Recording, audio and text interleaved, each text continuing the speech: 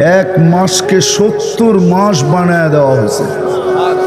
এই জন্য তো আমি বলতে বাধ্য যে আমার জাতি যদি এক মাস কোমর কাছা দিয়ে ইবাদত করত, আর এই মাসটা চলে যাওয়ার পরে যদি আল্লাহকে বলতো, আল্লাহ এক মাস তো 70 মাস ছিল, এক মাস তো আমি কোমর কাছা দিয়ে ইবাদত করলাম, বৎসর তো 12 মাসে, আমার 70 থেকে যদি 12 বাদও দিয়া দেন, তারপরও তো 58 মাসের ইবাদত আমার কাছে জমা আছে।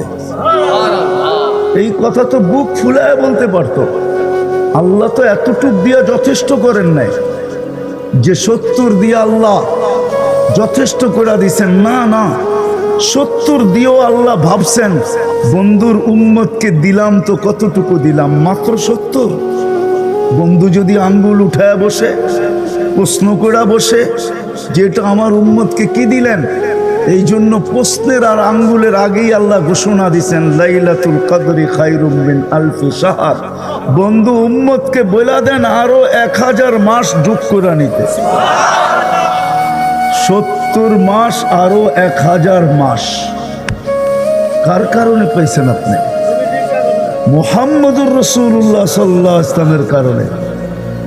প্রত্যেকটা জিনিস যেটা আপনি আর আমি পাইছি, হায় হায়।